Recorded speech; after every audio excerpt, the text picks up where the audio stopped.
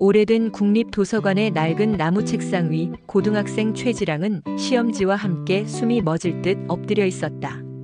손에 들린 수험서는 달아빠져 귀퉁이가 너덜거렸고 페이지 사이에는 빛바랜 연필 밑줄과 실패의 흔적만 남아 있었다. 창문 너머로 들여오는 겨울 공기마저 그의 등골을 시리게 했다. 가난이라는 오래된 옷깃이 그의 목을 조였고 성공해야 한다는 사회의 굵은 목소리가 숨을 막혔다. 그때 책상 밑에서 툭 하고 가벼운 것이 떨어졌다. 고개를 든 순간 초등학생 여자아이가 눈물로 부은 얼굴로 서 있었다.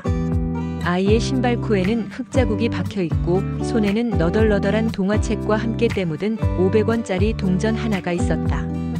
동화책 표지에는 아이의 또렷하지 않은 붉은 글씨로 작은 낙서가 있었고 동전 뒷면에는 오래된 상점의 원형 스탬프가 찍혀 있었다. 아저씨, 혹시 제 동화책 못 보셨어요? 엄마가 처음 사준 건데. 아저씨라는 말에 지랑은 미소를 지으려 했지만 웃음은 목에 걸렸다. 그는 쭈그려 앉아 동화책을 집어 아이에게 건넸다. 아이는 손으로 눈물을 훔치고는 밝게 웃었다. 그 웃음은 햇살처럼 맑았다. 아이는 조심스럽게 주머니에서 500원짜리 동전을 꺼내 지랑의 손에 쥐어주려 했다. 지랑은 동전을 받아들고 오래 눈여겨봤다.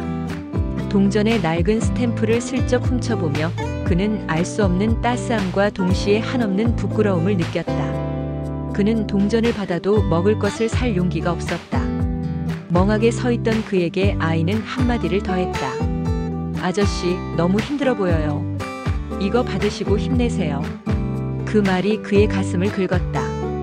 그는 동전을 주머니에 넣고 아이를 바라보며 속으로 다짐했다. 이 작은 친절이 내게 무언가를 남기면 좋겠다. 그 작은 동전은 훗날 지랑의 삶을 뒤바꿀 기억의 촉발제가 되었다. 아이의 이름은 최희연이었다.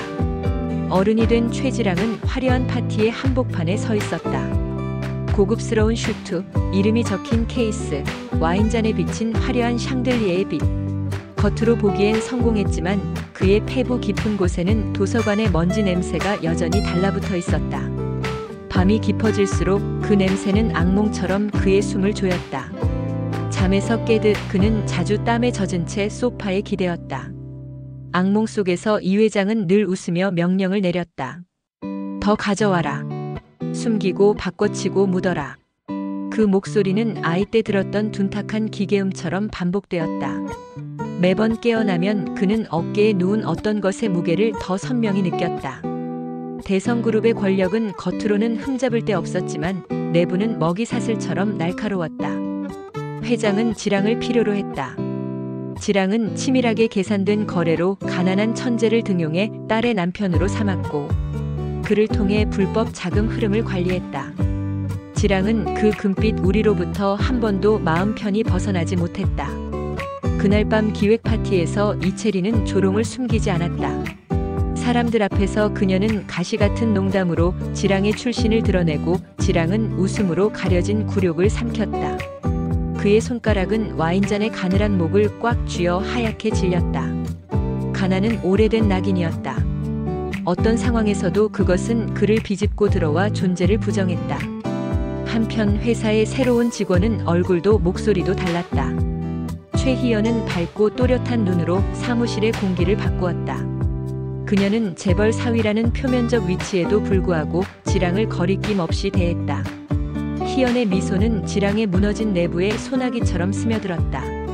그녀의 존재는 오래된 상처를 건드리며 동시에 작은 위안이 되었다. 지랑은 희연에게 자꾸 마음이 기울었다. 그녀의 눈빛에서 도서관의 아이를 떠올렸고 그 기억은 그의 삶의 균열을 더 크게 만들었다. 지랑은 오래전 잃어버린 첫 번째 선택지를 떠올렸다. 가난한 천재로 살든 거래를 통해 권력을 얻든 선택의 대가가 그의 영혼을 갉아먹었다. 희연의 집은 달랐다. 작은 원룸의 부엌에는 봉제 작업대와 뜯겨진 옷감이 놓여 있었고 식탁 한편에는 장학금 합격증과 몇 장의 봉투가 정리돼 있었다.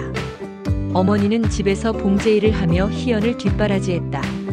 희연은 그 집에서 책으로 마음을 달랬고 어머니가 들려준 정의 이야기는 그녀의 행동 지침이 되었다. 누군가에게 작은 친절을 베푸는 것이 자신을 잃지 않는 길이라 믿었다.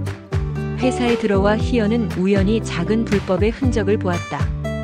회계 프로그램의 틈새, 감사 리포트의 미묘한 삭제 흔적. 그녀는 양심과 현실 사이에 서서 떨렸다. 결국 희연은 조심스럽게 지랑에게 그 조짐을 흘렸고 지랑은 그 정보를 직접적으로 이용하지 않기로 결심했다. 희연의 순수함은 계산된 세계에서 더 큰 위험을 초래할 수 있었다. 이채리는 단순한 악역이 아니었다. 그녀의 어릴 적 회상은 마음의 빈 공간을 드러냈다. 아버지의 인정과 사랑을 얻기 위해 그녀는 애써 완벽을 연기했다. 권력은 그녀에게 자리의 존재 이유이자 불안의 치환이었다.